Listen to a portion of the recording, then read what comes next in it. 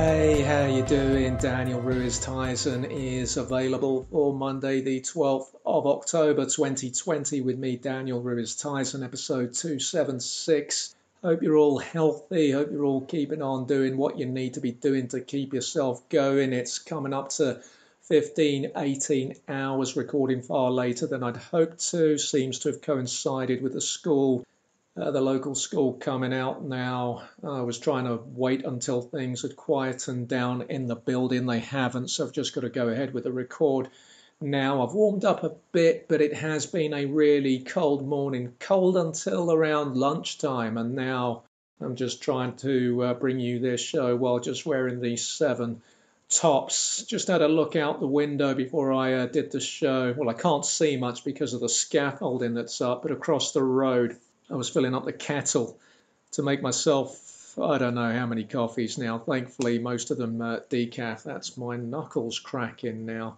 And I was filling up the kettle and I looked across the road and I saw that guy with the dog, you know, the dog that wrecked the pavement across the road when I went in to top my oyster a few weeks back. And it was the dog again. And you're hearing the banging already. I mean, it just leaves me dismayed what I've got ahead of me for the next 3 months with all this work going on in a pandemic, would you believe? Anyway, look, let me try and finish my opening anecdote, which is already tailing off badly. I saw the guy, Mr. Multiple Poop Bags. He was across the road walking the dog. He was wearing shorts. That's one thing in this weather. That's noticeable. But what really struck me was that he was wearing sockless sandals, and it is a cold day in London. And also wearing sandals with that dog, even in summer, is not advisable because that dog that he is walking is a dirtbag. It's a walking dirtbag. He's taken a risk with the sandals. He looked happy with the dog today. After what that dog did on this street last month, I think he's forgiven that mutt far too easily. The dog's probably thinking, I can do this again. This guy's a bit of a soft touch. Kind of like the ugly man doing anything for a spoilt woman that he can't believe he's got together with. I think that's the kind of relationship that this guy, Mr. Multiple Poop Bags, and this dog have. You've already heard a few noises in the background. I don't think I'm going to be able to edit them out. I've tried to leave it as late as possible before recording, and I just can't leave it any later. I've been stuck at this laptop since those 700 hours this morning. Determined to head out, get some exercise later. Got to put the bins out as well. Just walked to the bathroom about an hour ago to empty all the bins. It's Monday, bins in Lambeth are on a Tuesday, and not a Santorini type bin scenario, I hasten to add. I'm just emptying out a bathroom bin, cotton buds, used up tube of toothpaste, that kind of thing, single sheets of loo roll used to handle the system, that kind of stuff. And there was a workman right at the small window before the bathroom. He saw me, I saw him. I had no idea he was out there. I had a fair idea that they were working out there because I could hear them, of course. I pretended the visual didn't affect me. No acknowledgement either way. I went in, closed the bathroom door. Well, I pushed it ajar, didn't actually close it. It's just enough to push it ajar. Otherwise, it's almost going to be making too big a point. And I pushed the door ajar, made sure I was very out of the bathroom very quickly. I've drunk a lot of coffee today, but unusually for me, not a whole load of water. So on the bladder front, loo visits minimal so far today. And this guy saw me emerge maybe in less than 30 seconds after emptying the bin. He had no idea what I'd done in there, but he might have thought, oh, right. Well, first of all, he might have thought, oh, right, there is someone in. And secondly, I hadn't seen them use the loo all morning. He was out quick. I wasn't comfortable with urinating in case he was mentally gauging from the length of the urinating audio how long I'd been in there, what it might have said about my health, and so on. Then I headed back to the front room to begin prepping today's show. Now that I'm talking about it, I'm talking about this particular instance, and I'm starting to think maybe I actually really need to take a leak. Maybe I need to go now, but I can't do it because the guy is out there and he might as well be inside the flat. And the concern is that even though the scaffolding is coming up the building, that having looked at the email which breaks down all the work that is being done, it appears that there is a real danger that they're not actually going to do this. I don't know what's going on with the voice at the moment. I've got a bottle of water. I don't know if it's stress or what, or just generally tired. It's been like that all morning. You might say, well, how has it been like that all morning? How do you know? You live alone. What have you been doing? Have you been talking to yourself again? I guess I have. And now again, I've lost my thread already. 5 minutes into the show. What was I thinking about? What was I talking about, rather? Oh, yes, the work in the building, on the building, outside the building, in and out of the building. There was an email that came round last week breaking down all the work that's being done on all the various roofs that belong to these two buildings that are officially one address, but they're actually two separate buildings. Don't ask me to explain it because I've never actually properly understood it myself, and it confuses things, and every time I'm trying to set up utility bills, it causes me problems. Much like my thing back in the late 80s, early 90s, where I decided to do what many guys were doing on the back of Michael J. Fox. I'd chosen my confirmation name, John. And I thought, for about 5, 6, 7 years, maybe longer actually, maybe a decade, I was going around as Danny J. Ruiz. That was my original name, my original writer's name. My dad always said to me, that's going to cause you problems. And sure enough, when I was making 1 or 2 early appearances at whatever court it was, owing to non-payment of poll tax, I think it was originally, then council tax, it did confuse issues because I was being called in as Danny J. Ruiz. Where am I again? No, I've not forgotten. I'm talking about the roofs. So I looked at this email and I keep saying, even when I talk about it on the show, I keep confusing things because I grew up with, living on top floors, and the roofs that always cause problems were flat roofs. The roof at the back of this flat is actually a pitched roof. I didn't even know it was called a pitched roof until the housing guy, the one who came in the summer, who turned up and about 3 steps from coming into the flat said to me, you've not had any COVID symptoms, have you? At which point I had told him that it was a bit too late to be asking that question. And he explained to me that the leak in roof here in this flat is a pitched roof. For some reason, I keep thinking it's a flat roof when clearly it's not.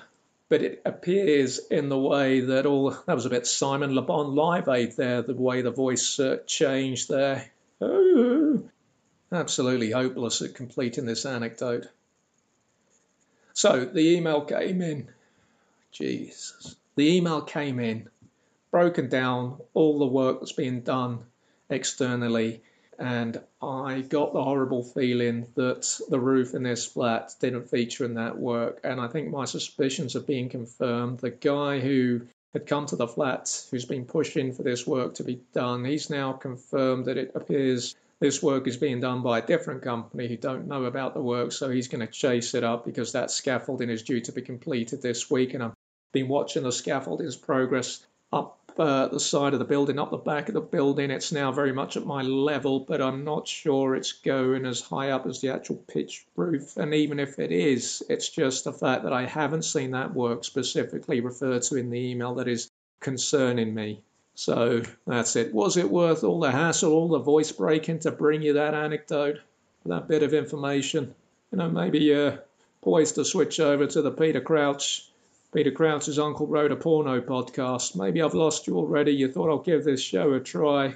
It's had 54 reviews, nothing for a couple of years, but I'm going to give it a chance. Maybe now I've lost you. I think I was talking about Santorini. Was I talking about Santorini? I was talking about the Greek islands, because the Chin is apparently looking at heading out to one of the Greek islands now that travel corridor has been expanded since last week, which was discussed in Patreon bonus episode 275. Now, aside from the fact that I think, as I have made clear now on several occasions on this show, that I believe no one should be having a holiday right now, aside from that, because this is an existential crisis that we're in. And that's my third attempt at saying existential. It might be the retainer at the back of the teeth giving me problems with the X. We are in a crisis. Suffice to say, there's the car horn in the background. Is this really happening? How do you go from turning out this kind of low audio quality show to being successful in your life? I'm talking about what we've done to this planet, how we deserve to be where we are because we have absolutely f***ed this planet. We've overpopulated it. We've wrecked the environment. We've eaten things we had no business to be eating. We don't need to eat everything that breathes. We are where we deserve to be. And it could be that if we survive this, we might end up being more careful custodians of this planet. It might be too late for that. You don't need David Attenborough to tell you that, but we are in the most serious situation we've been in for a century, and we've still got so many people thinking about a holiday, and it just beggars belief. I don't think that's the right mindset. And also to a part of the world where the plumbing is atrocious, they're still blaming the British for that. You can blame them for many things, but you can't blame them for plumbing that you've had a century to fix. Why go somewhere where you have to bin your loo roll, where you can't even flush it, where there is an extra tier of finishing your business? It is another opportunity, that bin handling, for the virus to get you. It just makes no sense to be going to that part of the world right now. I had a quiet weekend, as I always have, aside from the noise from whatever is going on below this flat, which if it wasn't for my current build-up state will probably be annoying me more than it has. I spent Saturday afternoon involved in a lengthy Zoom with a friend who was viewing my laptop remotely. And I was trying to find something that I'd seen.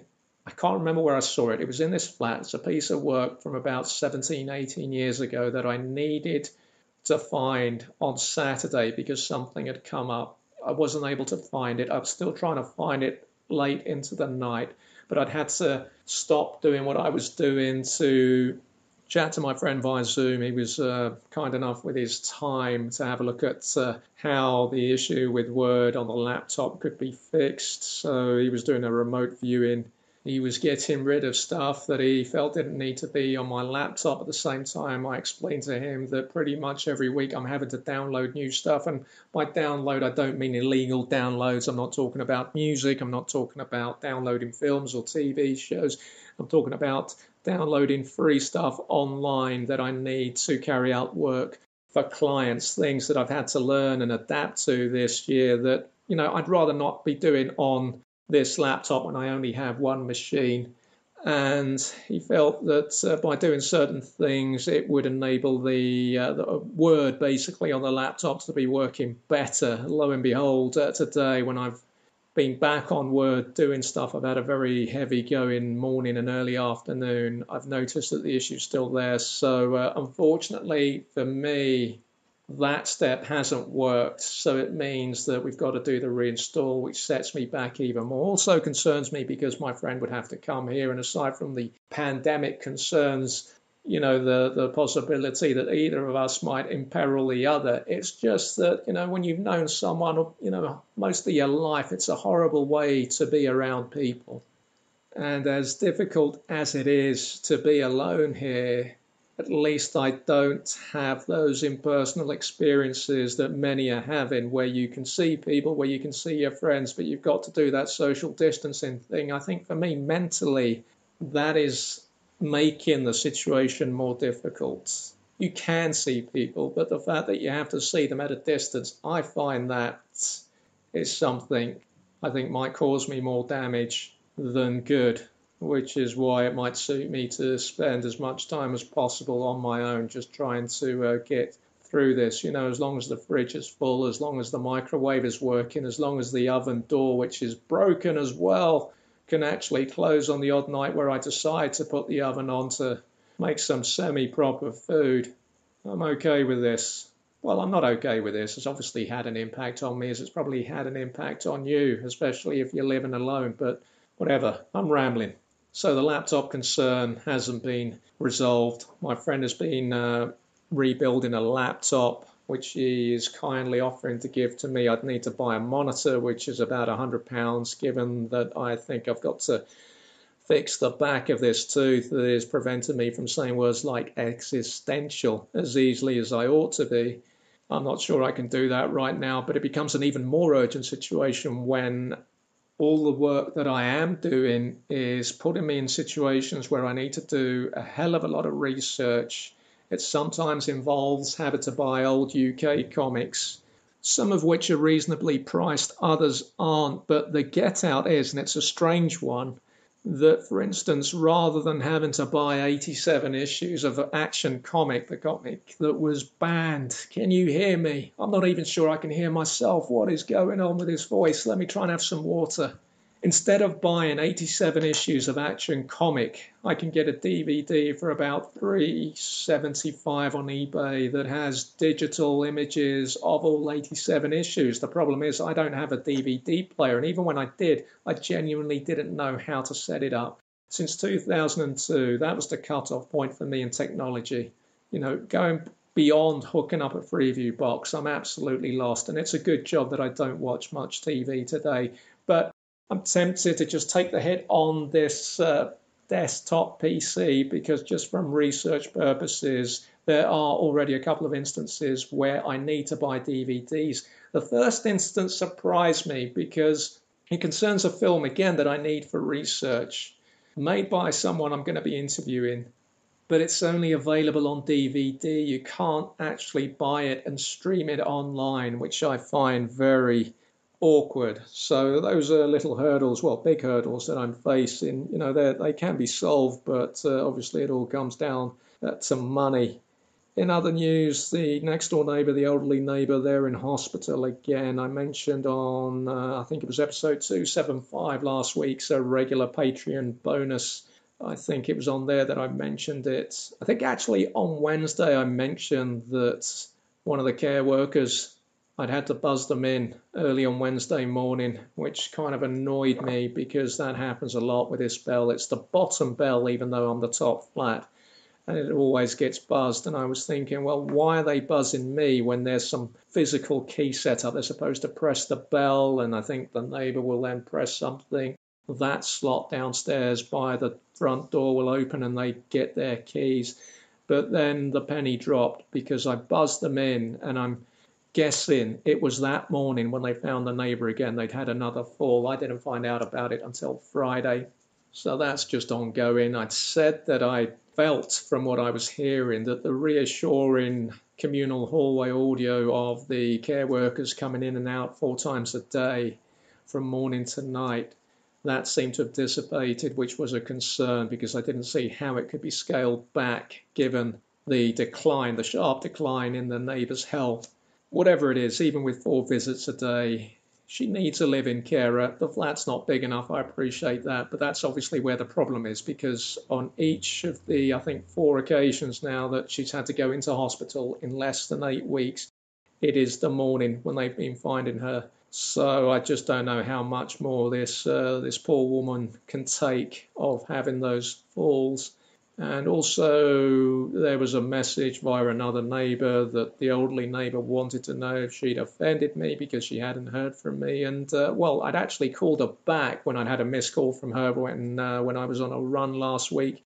She hadn't called back, so I just told myself, well, whatever she needed, she's got it from someone else. But there was, as I told this neighbour, I had to step back. I've got a lot of stuff going on, family stuff and just life stuff and trying to survive this situation and keep a roof over my head. I'm not going to be stepping in where her family should be. This is their role.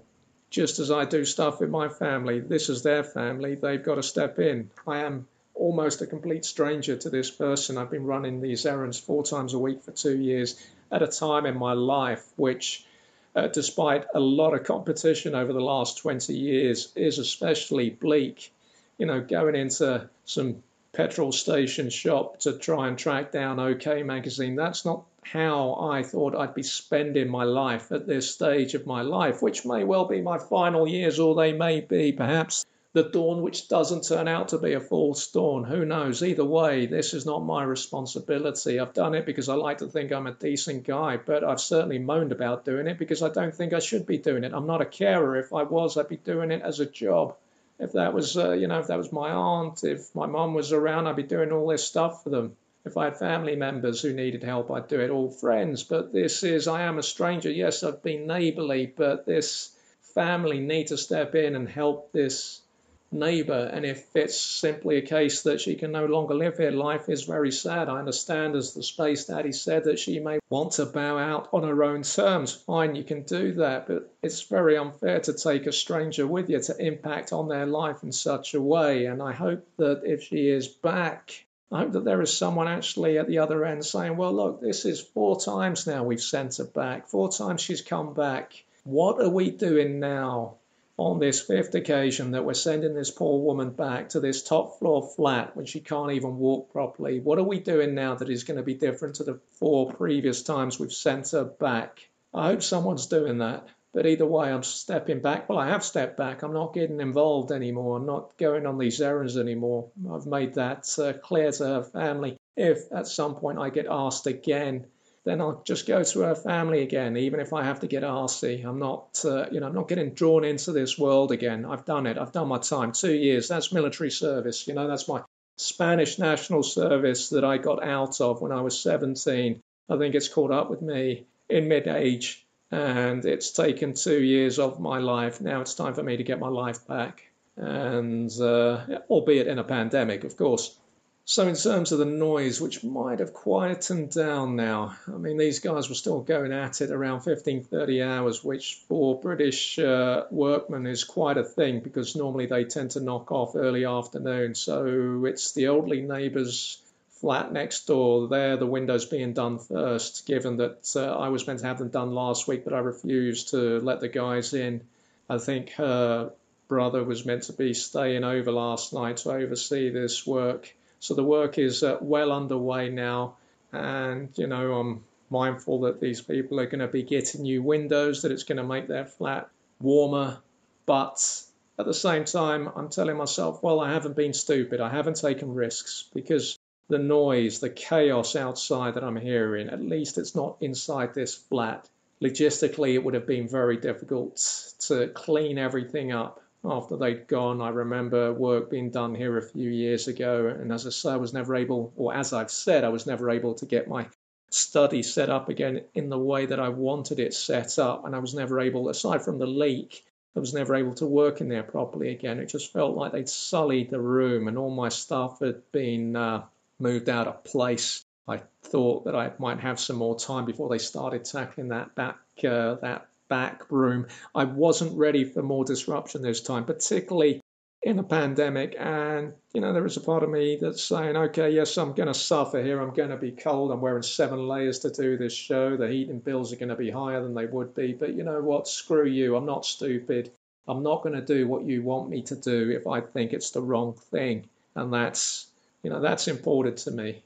This work should have been pushed back. Shouldn't have been happening at all this side of Christmas, this side of the spring, probably. Not been out yet today, and it's hard to see what the weather's like unless I look out the kitchen window. I can see that it's been raining, so I'm hoping that I can get out by 1700 hours. I'll probably have to edit this show, complete it when I come back out from the run.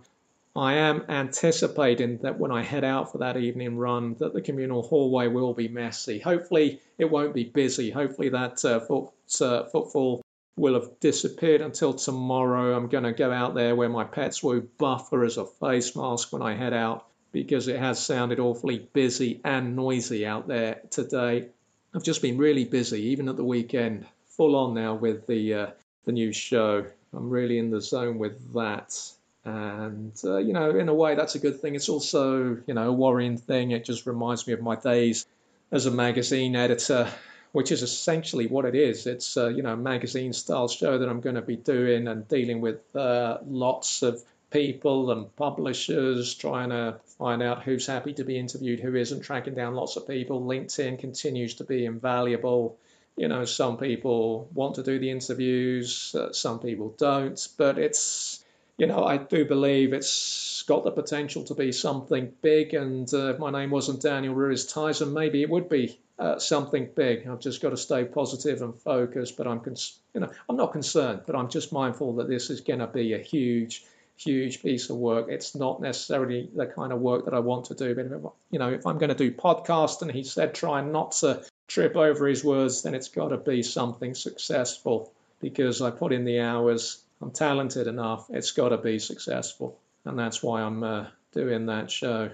There are big things happening. There are some targets, interview-wise, guest-wise, that I'm getting that motivate me to chase others, and one or two that I don't get that I think, well, that's the way it goes. You know, you had that experience when you were a football journalist. That's the way this stuff goes. You know, try them again perhaps in a few months. I was able to switch off from some of this work when I had lockdown. Well, not lockdown. It's not really a lockdown that we're in, is it? A pandemic era haircut, self-haircut, number 4, I think it was. That was yesterday.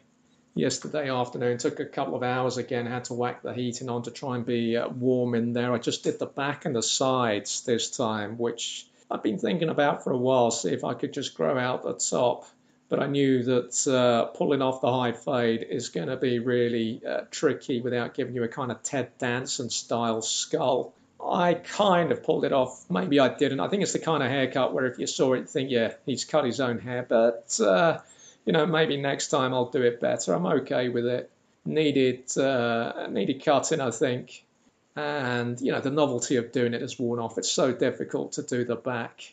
And it comes down to common sense. You've got to get that mirror to the back of your head. You've got to try and work out what you're seeing in the mirror in front of you. And, you're trying to go with the clippers, get everything right. It confuses me. And, of course, I've acknowledged that this is not one instance in which I would like to or would attempt to pass myself off as left-handed as I do in many other situations, because that would just lead to a disastrous cut. And there were a couple of moments where I left significant, what looked like scars in the back of my head. And it was because I'd taken the blade off. And so I had all these horizontal lines like a ladder at the back of my skull at one point, which have now disappeared, thankfully, because I was going very short anyway. Now that I have cut my hair again, because I do this thing in winter that I started doing last winter, because I get really frustrated at how many tops or how slow I am at putting on so many tops, when really it's not a normal thing. I think it would take everyone a lot of time to put on as many tops as I put on. There are an awful lot of zips and buttons. And as I say, I think I've currently got 7 layers on. Might be 8. I think it's 7. And what I've been trying to do to save time in the mornings is I try to put on, I sleep with 2 layers. Now, I think I've been sleeping with 3 recently, so I try to put the other 5 layers on all in one go. It's like a Russian doll. The thickest top is on the outside, the thinnest top on the inside. Try to put them on.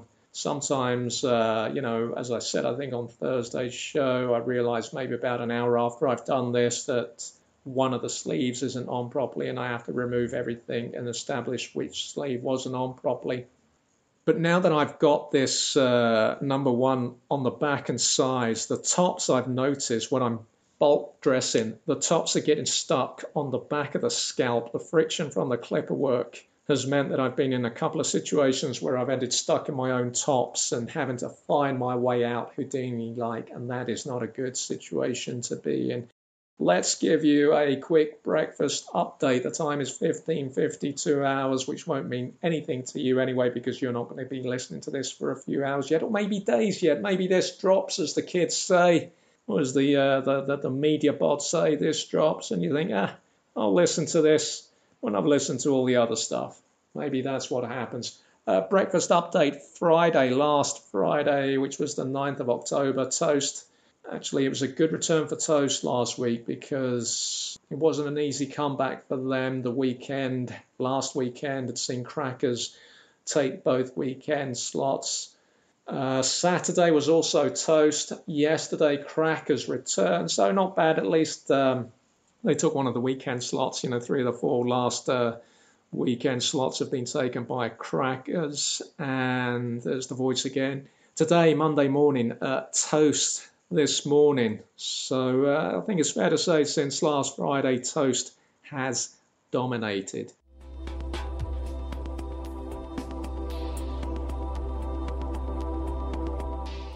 Episode 276, Daniel Ruiz Tizon is available and croaky. Special thanks to the 17 still supporting this show via Patreon. We've lost 1 over the last week.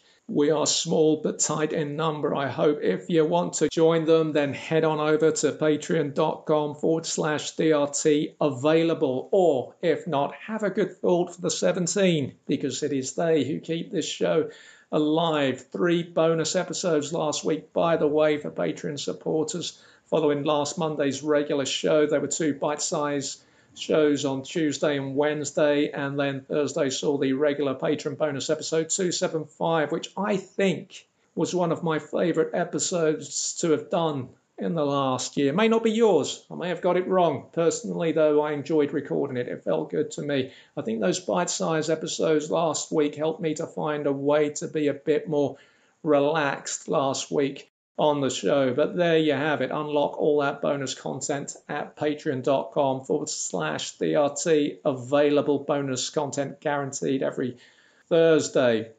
Friday's run was really good, actually, for me. I ran just under 10k, steady rather than brilliant.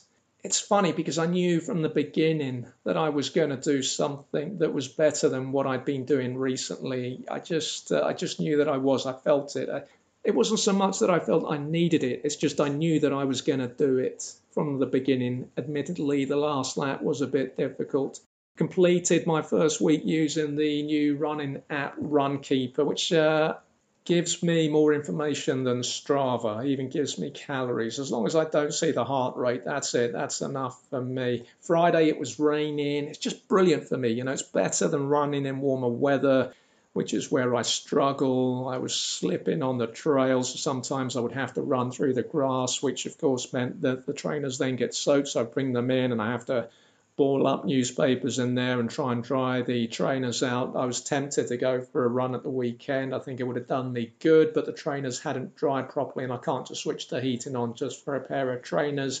Also, the rain, of course, clears the park of all the usual posers. And more importantly, it just clears my head, which is so important to me. I've noticed, especially with the later runs, the evening runs, which are sadly for me not going to be possible for much longer because like all things, I've come to it late and I really should have been doing it in the winter in the summer instead. I was going out when it was baking hot and then wondering why I couldn't run. I really should have been running later into the evening. But of course, you know, the summer, the park's going to be full of posers and that was my problem. I just prefer to run when it's quieter, whether it's, winter or summer. But I have noticed that when I come back, my thinking is a bit more blue sky and I'm generating more creative ideas. And it's important for me to acknowledge that, important for me to see that, because that is an additional benefit for me. Also for Kid Cop fans, the seminal US cop show that ran from 1980 to 1992, originally starring myself and Victoria Principal, and after that from 86 onwards, Sam Fox replacing Victoria Principal. There was a recollection that came back to me on the run that I hadn't recalled for quite some years, and it came to me on my run. If I hadn't been running on Friday, I don't think I would have recalled this, and if I hadn't run so well on Friday, I don't think I would have recalled this.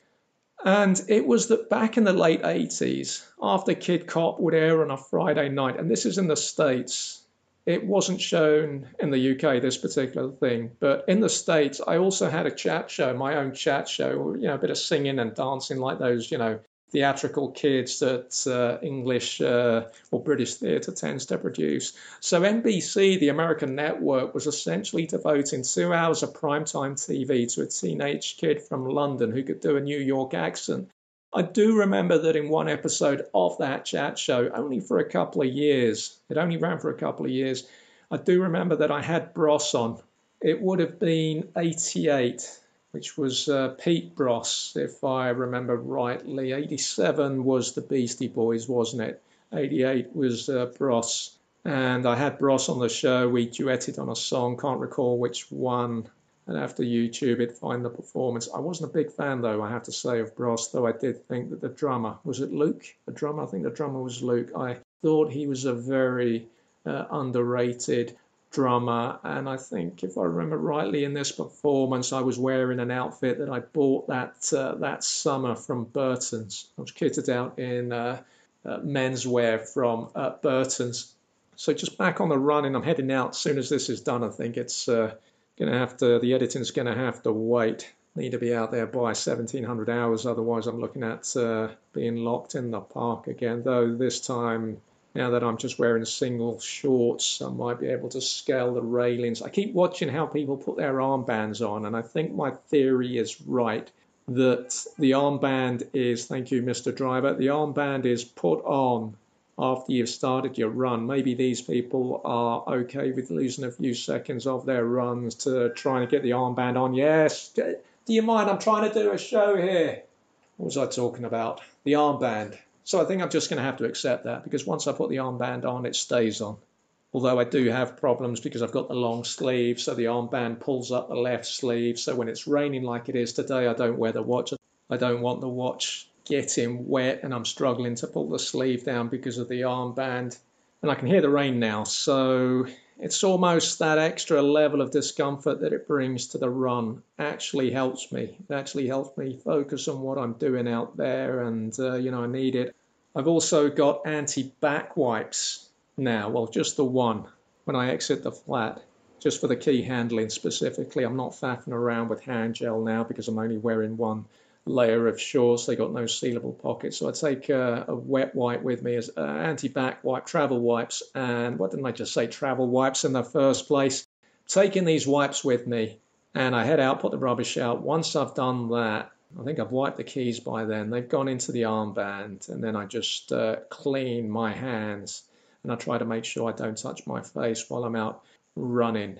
I'll need the run today. I can feel myself wound up a bit by all the stuff going on at the minute. I hit the next stage of the medication switch over tonight, which, is a concern. I've dealt with the first stage well, which is just halving things, and I've done okay, which has pleased me. So if it wasn't for the tinnitus, I would have just stayed on this lower dose of pills. I think at the moment it shows that I'm better than last year, but unfortunately, even now as I'm talking to you, I can hear the tinnitus. I can hear this ringing, and it's just annoying. Got to jump through these hoops, and hopefully the new meds will bring this 2-year spell of tinnitus to an end. I hope so. If it doesn't, and if I find the new stuff, just the new stuff I'm going to be on exclusively from the end of next week, from the start of next week, if I find that is just leaving me feeling very heavy, then I'm just going to switch back to this stuff. We'll see how it goes. I'm just hoping that the change doesn't impact on the writing at least. And I had moments at the weekend where I was feeling really positive because, I've made it through to the short list for this national playwriting competition. I need to tweak this thing I'm going to submit to them, and I'm reading through all the different versions I have because, I had to create different versions for different nights it was staged, and this is an opportunity to stage the full-length play, so I've got to make sure I get it right. Just trying to find the time to do it, trying to note everything, trying to see what cuts were originally made to get it to work as a TV script, what can be brought back for the stage version, and then of course I've got to format it for the theatre, which, being new to the theatre isn't always an easy thing for me, but I'm really keen to do it. Reading that script, I know it's a good piece of work. It's always good when you go back to something that you wrote a while ago, in this case last year, and you think, yeah, that was a good piece of work. I was in a decent place at that particular moment, because it's a very funny piece of work. Just got to find the time now, because the concern is that the hours I spend looking at this machine, not even wearing my glasses today because they don't do anything anymore. Is the glasses, Dave? Just a little bit, please, if you'll permit me. The extra motivation for running today is the fact that I was a bit of a pig at lunchtime. I think I didn't need to eat as much as I did. That can happen when I'm not at my best. I think the fact that I knew, I'd gone deliberately for the early lunch because I knew I was going to run after doing this particular episode, but I thought I'd get it edited as well before I went out, which doesn't look likely. So I just ate a bit more than I should have, because I told myself, I can run it off. That's not the healthiest approach in terms of doing a run, I think. Well, what do I know? I'm a novice. That overeating can happen when I'm not at my best. Have you ever been at your best, Dave? That is a good question. So extra motivation to run off that big bowl of cereal and yogurt and fruit at lunchtime. Then when I get back, got to warm up that bathroom, because when I when I got back last week. You can hear the pain in my voice there with the squeaking. Just the recollection of that shower last week brings me out in a shiver. I mentioned it, I think, in one of the bite-sized episodes last week. There was one night where I was showering after an evening run, and it was so cold in that bathroom. It's a tiled bathroom. Despite the heating being on, I was in absolute pain when I stepped out of that shower. I had to break down the toweling in stages. Normally I go for the full toweling, brisk toweling. And I do that thing that I've told myself since I grew up in Mayflower, which was a heaterless building. Even if it's cold, I just constantly tell myself, it's hot, oh my God, it's hot. That's what I do. I always do it. I've been doing it for decades. That wasn't working that particular evening. As I say, normally go for the full toweling, work my way from top to bottom. I had to stop last week and wrap myself tightly in that towel, hung it on my shoulders the way my aunt asked me to drape her coat over her shoulders like Johnny Sacks in The Sopranos at the flu vaccination centre last week because I was so cold. So I wrapped my top half in that towel and I still couldn't warm up. I think I was in there struggling for about 20 minutes. You would have thought I was a giant. It took me so long to dry myself off, but I was really struggling. Friday's time, actually, was the pace again was really fast. And Runkeeper keeps giving me these fast times. And the thing is, Strava didn't. So again, it's that inconsistency with the apps. Which app is right, which isn't? I never thought I was as slow as Strava would tell me. And I don't think I'm as fast as these guys tell me, though. I think there was one run last week where I was really fast. I felt fast, and I wasn't surprised when I saw that I was indeed fast. I had that great run a couple of Mondays ago, 2 weeks tonight, which might have been where I peaked in terms of how good I felt with the running. And then the following night, possibly new neighbours had arrived. I'm not sure yet exactly what's going on down there, but that Monday night coming back, just the excitement of getting locked in the park, the excitement of doing a good run, the excitement of running back home on the street when I don't really do street running, the thrill of that. And then the following night, realising that there's every chance that people have moved in downstairs. That was a bit of a drop off in terms of how positive I was feeling. I keep seeing a silver car belonging to whoever's downstairs. It's a long car, reminiscent, I think, of a 1970s Hillman Avenger. Now, I don't know anything about cars, so I had to go that just to find out what a Hillman Avenger looks or looked like. And in the search box, I simply typed in long 1970s car and had to look through about 30 images before I found what I think is the car that I'm talking about. Well, it's a similar car to that anyway. The only time I've ever known what makes of cars are, and I became very good at this, was in the summer of 91 in that awful security job in Canary Wharf because I had to log all the cars coming in. So I got to know them all. I got to know whatever it is, those figurines, those little things they have on their bonnets, whatever they're called. That's the only time I've ever known anything about cars. Just can't get into cars. You're listening to Daniel Ruiz Tizon is available. Episode 276, Sweating the Small Stuff. Follow Daniel Ruiz Tizon is available on Twitter and Instagram at 1607 West Egg, 1607 West Egg.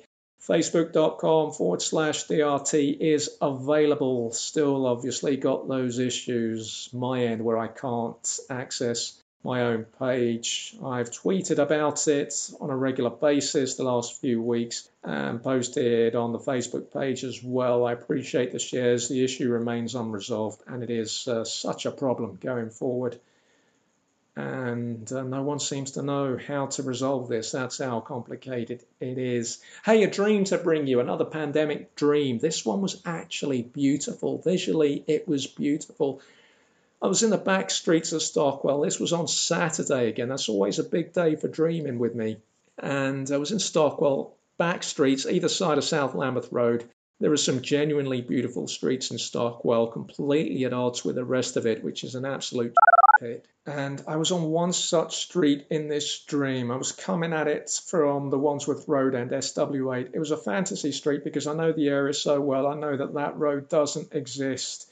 And I'm wondering whether my mind has my dream state has pieced together an assortment of different streets that I like and mashed it all up into one beautiful thing. I know that it was near the Cavendish Arms where I did my best stand-up gigs. Probably, I think. I was determined never to die on stage on my home turf, and I never did. So I was coming at it from the Cavendish Arms. And this was a beautiful street that I'd found. The Cavendish does exist, let me make that clear, but this beautiful street didn't.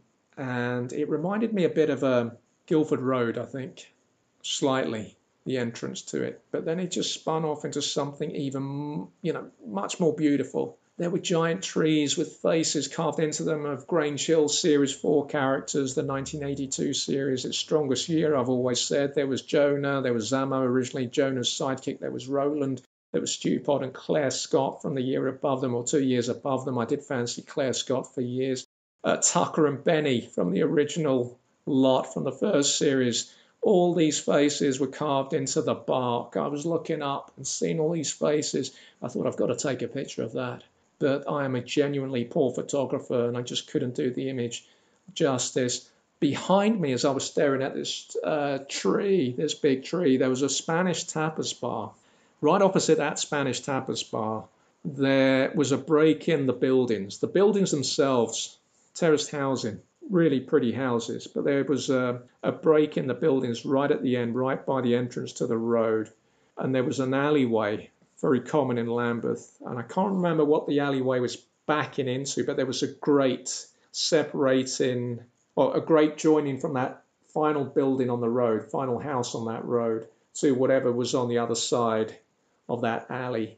So it was inaccessible through there. But somehow, through that grate, I caught a glimpse of a breathtaking fountain. Lopez, my deceased friend, who's been playing a starring role in my dreams lately, he was there again. He could see that I was unusually taken by what I was seeing. He knows that that is not something that happens with me too often. And it was stunning. I got to get to that fountain, I told him. I've got to see this thing. Can you not see it? It's absolutely beautiful. We went into the tapas bar to investigate, find out how we could reach the fountain. There was a friendly barman in there smoking, as most Mediterraneans are wont to do. He was explaining to us how we could get there. As he was talking to us, I was relaxing, and I realized that I had dropped my pandemic-era guard in there. My hands were placed on the top of the bar, and I told myself, don't touch the face. Whatever you do, don't touch the face. I had no hand gel on me either.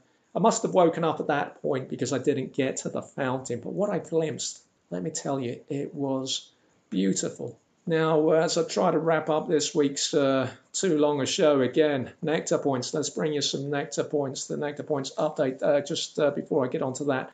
I can't remember if I said on episode 275 last Thursday, if I told you that the little man-sized tissues have gone into the bedroom now, not for any sinister reason other than they're just too big for the front room. I just need tissues to cover my drinks, and these man-sized tissues are way too big. So I bought some smaller ones from Sainsbury's. I think they're 2-ply, and I've got them here, and they're more suited to doing what I need them to do in the front room. While in Lidl, Stockwell Lidl, been a while since I went to the Brixton one. I just can't deal with that place right now.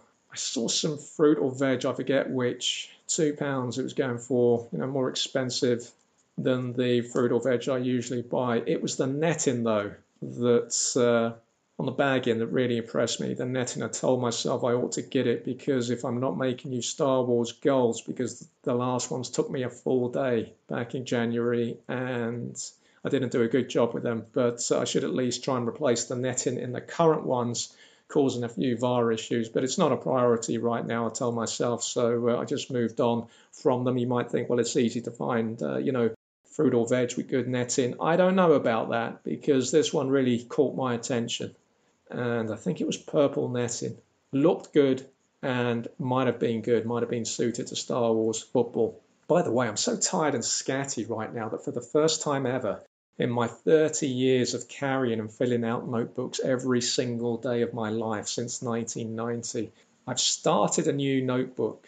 I've written loads in it. My lists, all my shopping lists are now on cards exclusively, which is good because it means that from now on, when I go to notebooks, I know it's just notebooks. I know it's just to do with my work, nothing to do with shopping lists, nothing that's going to embarrass me if a biographer in future, long after I'm gone, starts going through everything. And I realized, because something about the notebook just didn't look right, I realized that I was about a dozen pages into using it upside down. And I couldn't believe it. And it worried me what might be behind that. I considered relabeling it the correct way and starting from the front of the notebook. And then I just thought, well, it's going to confuse me because the start of the notebook is at the back. It's upside down. I've written an awful lot, got a lot of notes in there already. Just going to have to suffer this. This will always be the upside down notebook for the rest of my life. Just got to make sure that it doesn't happen again. Friday and Saturday, I'd left myself with a near impossible task of finishing 6 pints of milk in 36 hours. I love milk, but that is a lot of milk even for me. Expiry date of the 10th. Losing my expiry date sharpness at the moment. Sunday morning, I had to get rid of around a quarter of a pint. So it wasn't too bad. Didn't do too bad a job, but it was an awful lot of milk I had to drink on Saturday. But I just couldn't finish it all off. It was the dairy equivalent of one of those, glorious failures normally associated with the England football team. Let me give you the Nectar Points quickly. Just shine this lamp down. Opening balance from last week was 236. Bought semi-skim milk, 155, so that's another 6 pints. I think the expiry date on that is the 18th, so I've got 6 days on that, but I think I've just started a 4-pinter, so it's going to be cutting it fine again. Bought the spicy chicken, thin and crispy chicken pizza. Had a good fold over on Saturday, returned to form on the fold over after the treacherous fissuring of the little pizza the week before when I folded it over. Bought some fabric conditioner, some sweet chili sauce. I bought the facial tissues that I mentioned, 75p, Nescafe refill on the coffee front. 2 loose bacon potatoes, 37p, 4 single oranges, £1.20. Again, I just seem to have earned 13 points. I think it was 13 last week as well. I guess, I'm buying the same things all over again. My new points balance is 249, so I'm at the halfway points of the magical 250 mark. Maybe I'll get there before show 300, which may well be this year's bumper Christmas annual there or thereabouts. On which note, that is the end of this week's regular show. Patreon listeners, you get your weekly bonus edition, episode 277. That's out on Thursday. If you want to join the show's supporters, do sign up at patreon.com/DRT available. Thank you all for listening. If you're not joining us on Thursday, I'm back on Monday with episode 278. Get those shoulders back. Keep on walking towards the sun. Keep washing those hands. I'm Daniel Ruiz Tizon, and this start of the week, I have been available.